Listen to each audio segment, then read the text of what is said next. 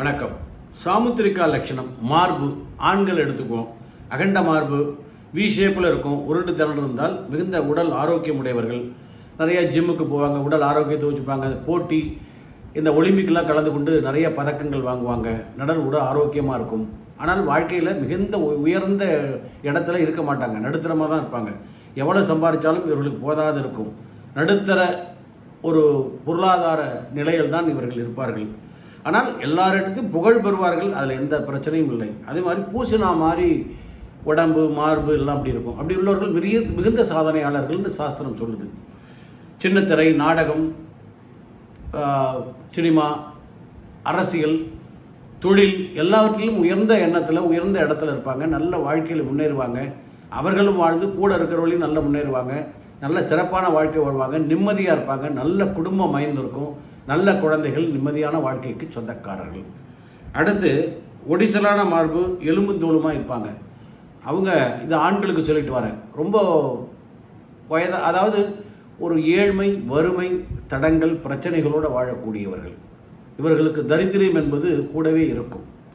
அதே மாதிரி தவறு செய்ய தயங்கவே மாட்டாங்க. பொய் சொல்லுவாங்க, நிறைய தவறு பண்ணுவாங்க. அதனால் ஆபத்திலையும் பிரச்சனையிலும் மாட்டிக்கொண்டு தண்டனை பெறுவார்கள்.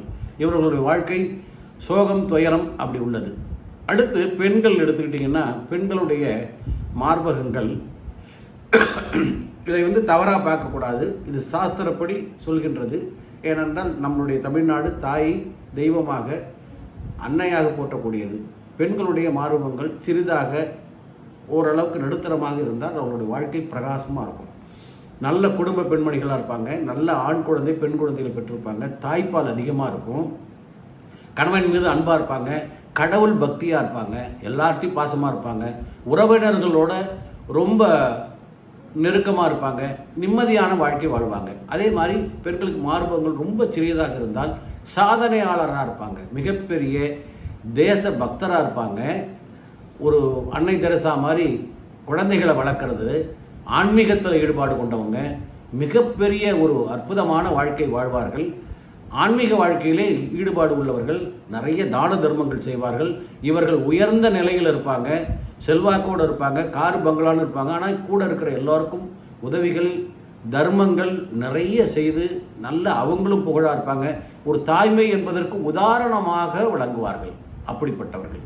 அடுத்து பெரிய மார்பகம் தொங்குவது மாதிரி இருக்கும் சில பெண்களுக்கு. அவர்களெல்லாம் பார்த்தீங்கன்னாக்கா தவறான எண்ணங்கள் அவர்களுக்கு தூண்டப்படும். அவர்கள் நல்லவங்க தான்.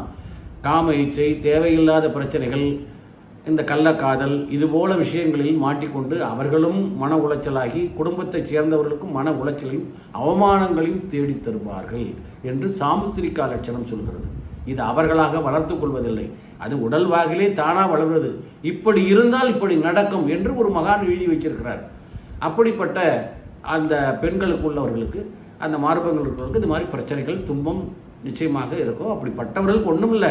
சாமுத்திரிகா சாஸ்திரம் என்பது எத்தனையோ 1000 வருஷத்துக்கு முன்னால் கணிக்கப்பட்டது.